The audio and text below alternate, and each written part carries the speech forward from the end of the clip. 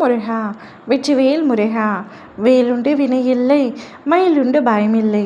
என் அன்பு தங்கமே, இன்னும் சரியாக அரை மணி நேரத்தில் உன் துணையின் வீட்டில் ஒரு விஷயம் நடக்க உள்ளது. அப்படி என்ன விஷயம் நடக்க உள்ளது என்பதை கூறுகின்றேன். சந்தோஷமான விஷயம்தான். நீ இதை சிந்தித்து கேட்காமல் சந்தோஷமாகவே கேட்கலாம் தங்கமே. உன் துணையை பிரிந்து நீ இப்பொழுது உன் வீட்டில் இருக்கின்றாய். உன் துணையாரின் வீட்டில் அனைவரும் கலந்தாலோசித்து உன்னை மீண்டும் அவருடைய வீட்டிற்கு அழைத்து செல்ல போகின்றார்கள். அழைத்து செய்ய இப்பொழுது முடிவு எடுத்துவிட்டு உன்னை அழைக்க வந்து கொண்டிருக்கின்றார்கள். பிரச்சனைகள் பல இருந்த போதிலும் உன்னை எப்பொழுதும் உன்னுடைய வீட்டிற்கு போகும் அளவிற்கு விட்டதில்லை. சண்டைகள், பிரச்சனைகள், மனக்கசப்புகள் என்று பலது வந்தால் கூட நீ எப்பொழுதும் உன் வீட்டிற்கு வந்ததும் இல்லை, அவர்கள் வீட்டினர் விட்டதும் இல்லை. ஆனால் இம்முறை நீ வந்து விட்டாய்.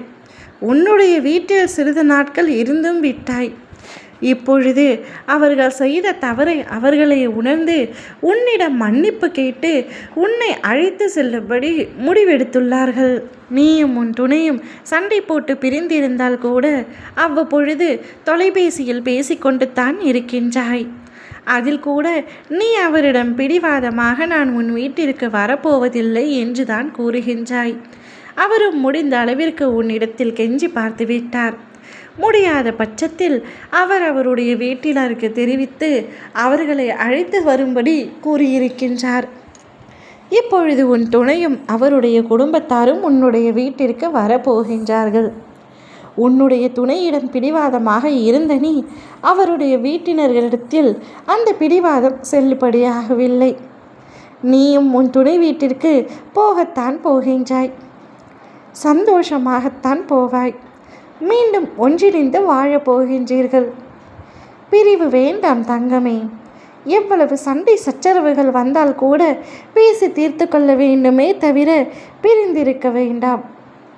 அவரே உன்னை புரிந்து உன்னை ஏற்றுக்கொள்ளும் பக்குவம் வந்துவிட்டது. அவருக்கு என் மேல் பாசமே இல்லை என்று நீ கூறினாய். ஆனால் பாசம் இருப்பதினால்தானே உன்னை தேடி வருகின்றார்.